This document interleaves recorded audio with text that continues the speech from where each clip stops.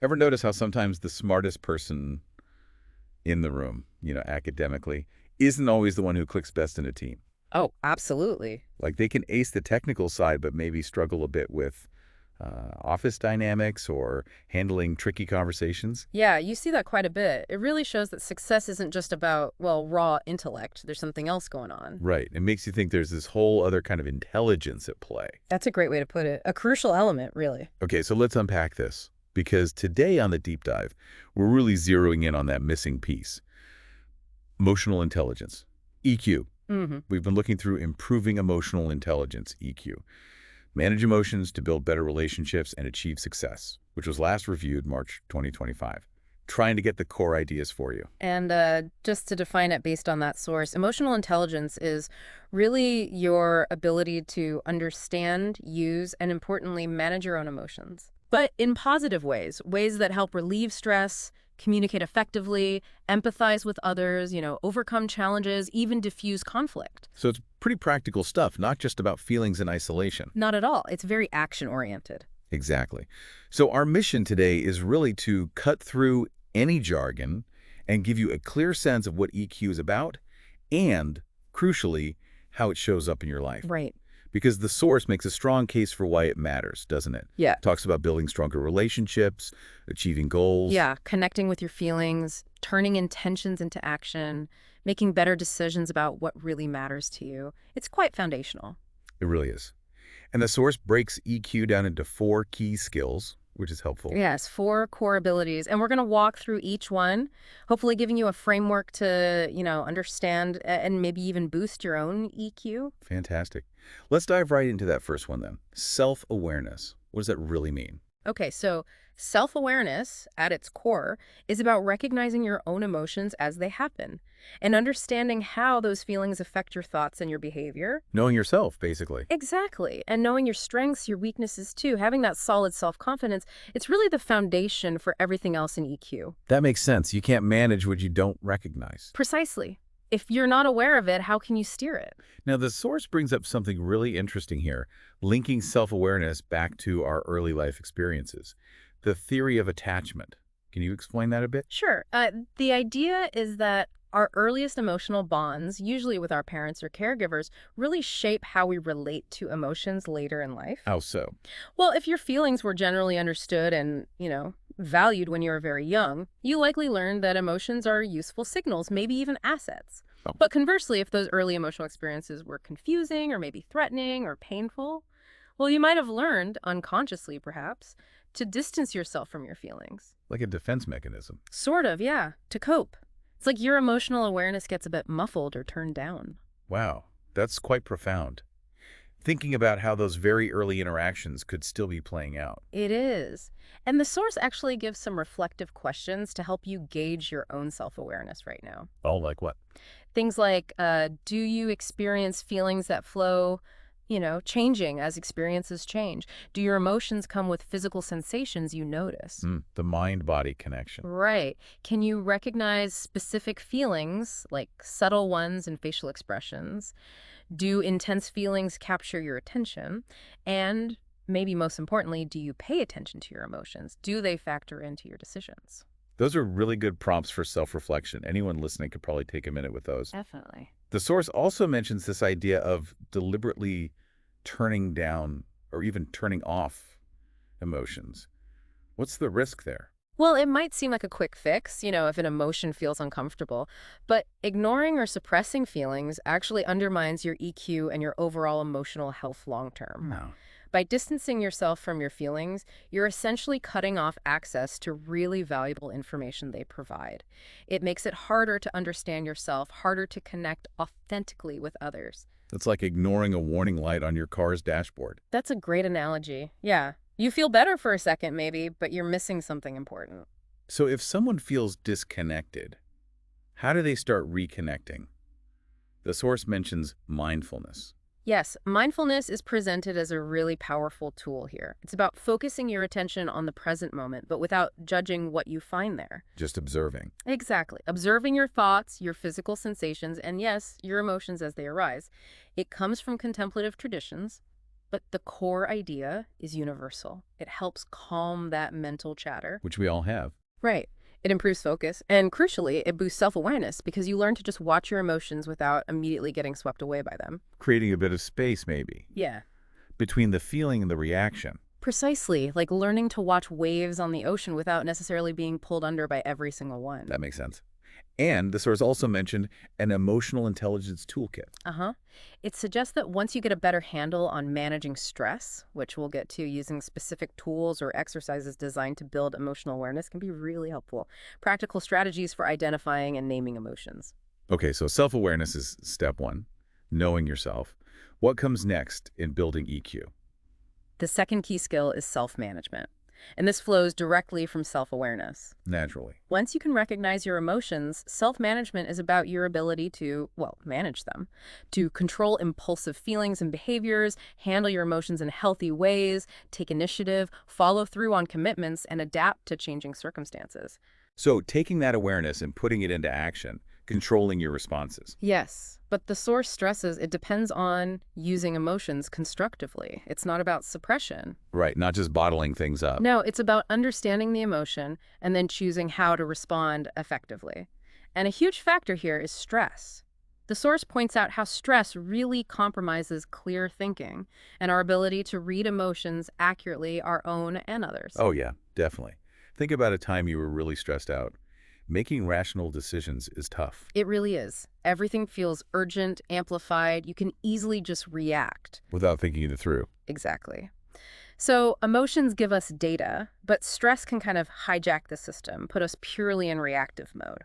Learning to manage that stress is key. Why is managing stress so central here?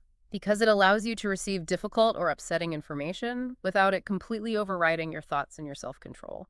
When you can manage stress better, you're better able to handle impulsive feelings, make better choices, stick to your goals, adapt when things go sideways. So it enables all those other aspects of self-management. Pretty much. That's why the source actually calls stress management the first step towards building emotional intelligence overall. Got it. So manage stress first, then you're better equipped for self-management. Makes sense. Without some ability to handle stress, the other EQ skills become much, much harder to access and use effectively. Okay, so we've got self-awareness, knowing yourself, self-management, controlling yourself, especially under stress. What's the third skill? The third one is social awareness. This is where we shift the focus outward a bit. Towards other people. Right. It's about having empathy, understanding the emotions, the needs, the concerns of those around you. It involves picking up on emotional cues, feeling comfortable in social settings, and recognizing the sort of unspoken power dynamics in groups. Reading the room, emotionally speaking. That's a perfect way to put it, yeah. And the source mentions nonverbal cues being important here. Why focus on those? Because so much communication is nonverbal. Facial expressions, body language, tone of voice. These often tell you more about how someone is really feeling than their actual words do. The unspoken stuff. Exactly. Being able to read those subtle cues gives you a much deeper understanding of others' emotional states and what's truly important to them. It's like reading between the lines of interaction. And you mentioned reading group dynamics too, through nonverbals. Yeah, noticing similar nonverbal signals across a group can give you clues about shared feelings or the underlying power structures, who defers to whom, who seems aligned, that sort of thing. It helps you feel more connected and socially comfortable. Okay, and I imagine mindfulness comes back in here for picking up those subtleties. Absolutely critical. You can't read the room if your head is somewhere else. Oh, or yeah. if you're checking your phone, multitasking, lost in thought. Guilty as charged sometimes. We all are. But social awareness requires being present. Really focusing on the interaction lets you catch those subtle shifts in others, which helps you navigate the situation better. And the source says it's not just about watching others, but also noticing our own reactions during the interaction. Yes, it's a dynamic process, a give and take. While you're tuning into them, you're also registering your own internal responses.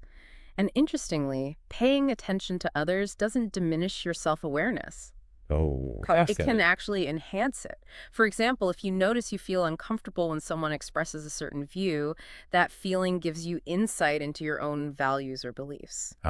So observing others helps you learn about yourself too. That's neat. It is. It's all interconnected. Okay, so self-awareness, self-management, social awareness. That brings us to the fourth and final skill, relationship management. Right. Relationship management is really about putting it all together to interact effectively with others. It's your ability to develop and maintain good relationships, communicate clearly, inspire or influence people, work well in a team, and handle conflict constructively. How we get along with people, essentially. Pretty much. And the source is clear. It starts with that emotional awareness, knowing yourself and understanding others. That's the foundation. Makes sense. And it also emphasizes becoming aware of our own nonverbal signals. We're constantly sending messages, whether we mean to or not. Right. You can't not communicate nonverbally. Those micro expressions the source mentions around the eyes and mouth. Exactly.